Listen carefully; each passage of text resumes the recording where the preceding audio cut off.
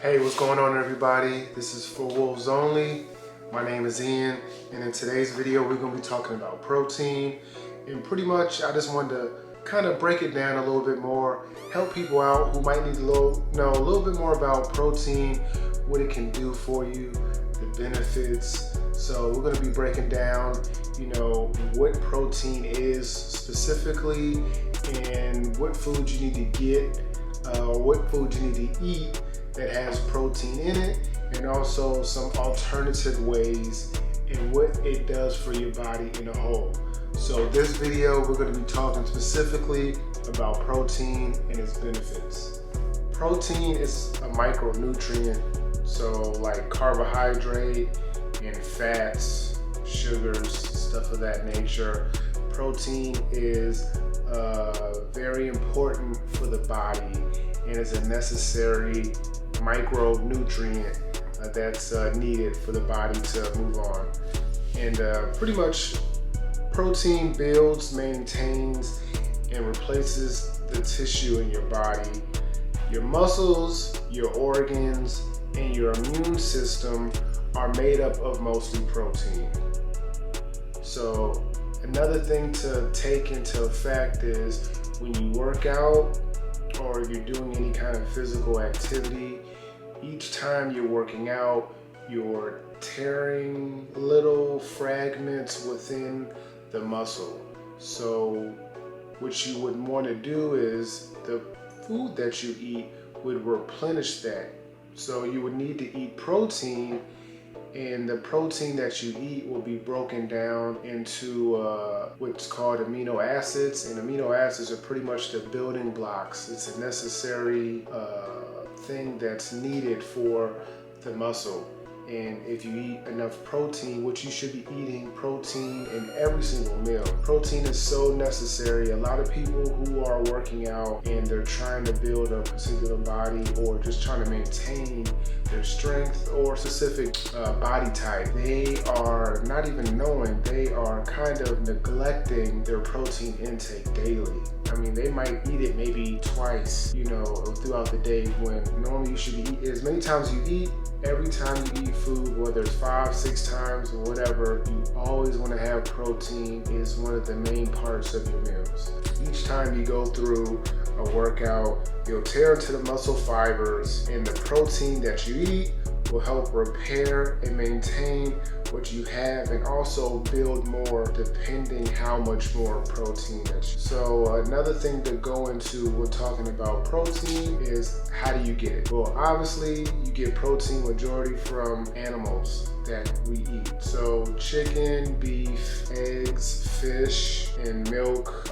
Those are a couple of things. Also, for people who are vegetarians or they don't eat meat, you can get them from beans and nuts and legumes. Those are the main sources of where you can get protein from in your diet. For me, I don't eat fish. I eat a lot of chicken and I eat beef. That's how I get it. And I'd like to stay in the range of 25 to 30 grams of protein for each meal. I think just for the average man, I think you would want to be in that realm. If you're a person who's pretty active in the gym and you're trying to put on muscle, obviously you'll probably want to do 30 and up per meal. That's something to take in consideration when trying to eat. Another thing to break into, we're talking about protein, are alternative methods of taking in protein, and that's obviously through protein shakes. Two main sources that majority of people will only see majority of the time in vitamin shops and supplemental shops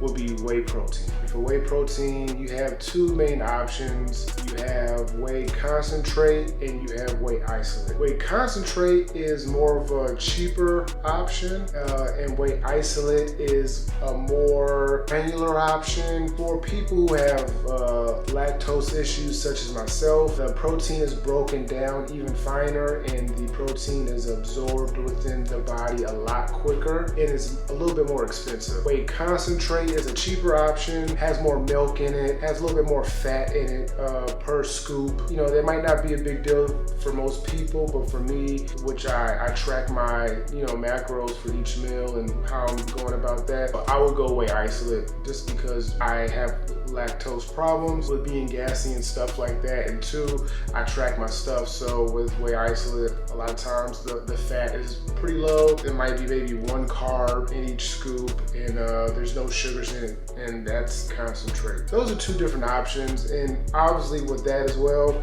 they have protein puddings that I use. They have protein bars. So there's many different ways to get your protein daily intake. You don't always have to resort to eating chicken, a bunch of, you know, different type of nuts and stuff, or beef and all that stuff. You can definitely, you know, choose the route of protein shakes, protein bars. They got so many different things out now. Protein chips, all different types of protein chips. So there's so many different ways to get protein.